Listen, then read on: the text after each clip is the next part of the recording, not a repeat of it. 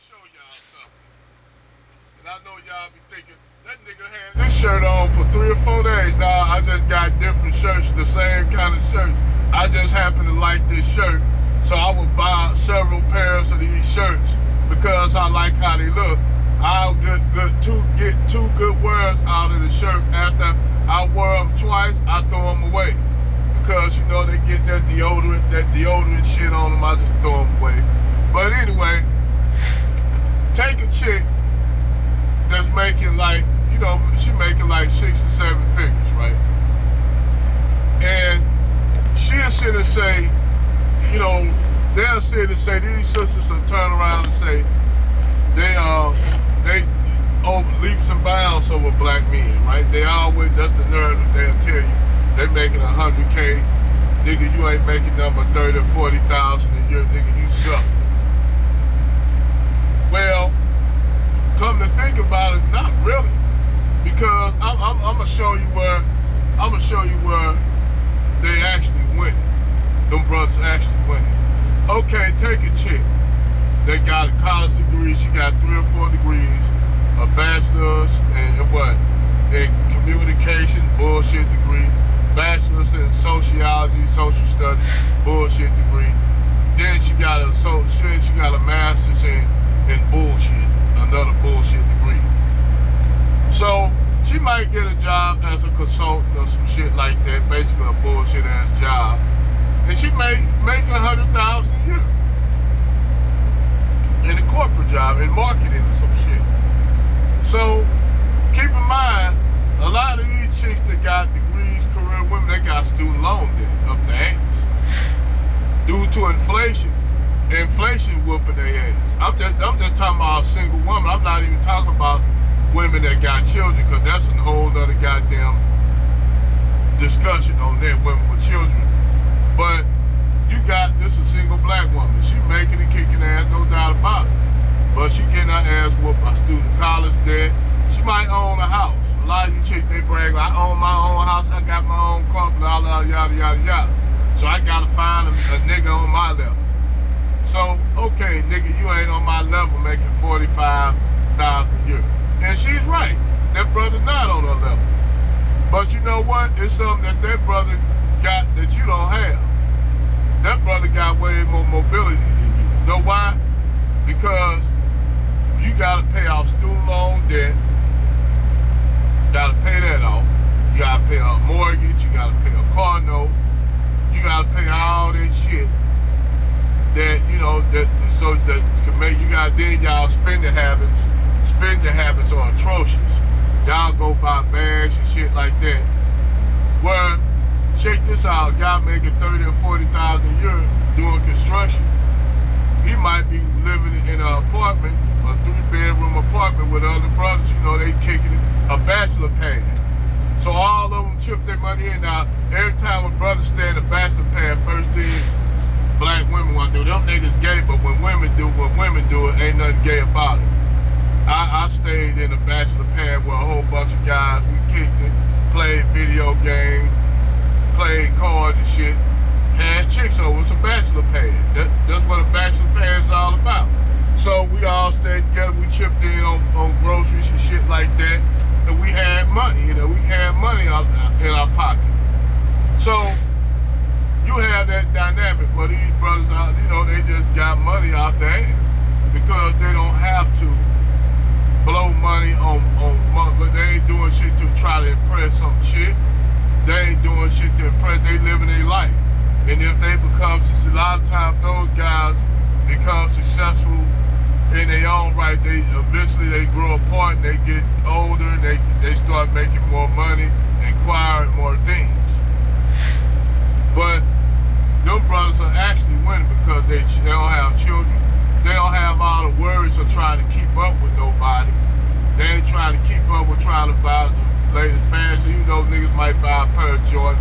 They have the luxuries to do so because a lot of these brothers, they go to trade school. They go to carpentry school, electrician school. A lot of these brothers go to trade, getting trades while they live. We would go and getting trades while we lived together. We had regular jobs. Honestly, we had jobs and we would go into school for trades. Like I went to school electric work, and carpentry, and plumbing.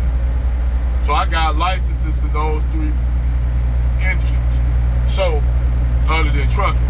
So, you got brothers I know that's mechanics, diesel mechanics and all that. We all stayed together. All the food, whatever we bought, everybody chipped in. You know, so if you ask me, those brothers were winning. No, we was winning. Now, we wouldn't make about 30, 40,000 a year, 50,000 a year, but you know what? Between us, we had more money than the chicks that had a 6, 7-figure job. After you add after all the expenses that she had to pay, after all that, she don't end up nothing but with $10,000 to walk away with after all this shit. And these brothers, they living together, they got money, they walk around with 30, 40,000. They annual up to 30, 40,000 a year. That's why when people say black women net worth is $5, that's because they don't understand how money is. They don't understand how really money is, how it works. They think the more money you make, the more you kicking ass. That's not always true. That's not true. Because you have brothers, they may make $60,000 a year, but they living together. Everybody chip in on expenses and shit. A lot of times brothers be working at the same job with a buddy. So that buddy might ride with them in the car. They carpool. See how that works? Them brothers carpool. See how that works? So they saving money. You know what I'm saying? They saving money. A lot of them brothers, they in the same trades. They going to school for the same shit. They go work at the same job, and they ride with each other on the job. Then they spend all their money. They buy food. One week nigga buy food. They add up money. They actually living productive lives. So that's why I say when it adds up, those dudes least, even though they make $40,000 or $30,000 a year, they probably end up having $20,000 more than what you make when you by you making $100K a year. Cause you got way more expenses. See, nobody never chipped that. Nobody never look at that. They think, oh, I make $100,000 a year. You kicking ass. I make damn near what, 2,000 a year, 200,000 a year, and shit. I got a mortgage. I got fucking notes. I'm getting my ass like.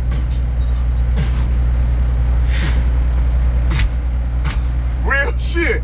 I'm getting like that, and I'm considering people like, you make damn good money. I'm like, yeah, but shit, when you add up all the expenses that you make, shit, technically I'm not living check to check. But fuck, I'm damn near one check away from living check to check due to inflation. You add the cost of food, you add all utilities. You add all that shit, and I'm living in a city in the Midwest, St. Louis, Missouri. And everybody think, oh, the rent cheap down that way. Now, fuck, now it's going up. Fucking going up. Because you got people from New York moving to St. Louis, Chicago moving to St. Louis, California people moving to St. Louis, and Texas. They moving towards closer away from those big metropolises where they're gonna pay the most money. They're gonna pay the most money. Hell, if I was living in New York, I could, you know what? I have to probably do a bill security also when I come home after work. I probably have to do Uber and shit. I probably have to nightlight and shit. You know, do motherfucking security guard or some shit. That's how fucking New York. That's how there's people in New York and California that work making $100,000 and still got to get out there and have another job. Fuck that, man. I wouldn't move in New York and California or even Chicago if you paid me. Or Atlanta. Fuck that. I'm cool where I'm at. But yeah, that's the rundown. They'll be talking about we kicking black man ass financially and economically. Really? Really? Not really. Y'all, they gave y'all an illusion. Just like they made y'all, they painted this illusion that somehow black women are the most educated women in the United States. Y'all, that means y'all doing better than Asian and East Indian women who make up a lot of the medical field Asian women that make up the medical field. You doing better than Asian, Indian, and Arab women. If you're doing that better, you're doing better than them. Most of them in jobs where they can make what you call money. Like they're in the tech field, they're into STEM. Those women are doing the jobs that a lot of black women don't do. They going to school for tech. How many black women, I ain't saying you don't have any. How many black women you see going to STEM, going to school for STEM, engineering? Not that many. I ain't saying you'll have none, but not that many. So at the end of the day, this whole idea that they somehow kicking black men ass economically and educational wise is the biggest load of lies and shit they done told. They pat themselves on the back to treat themselves. But hey, I digress.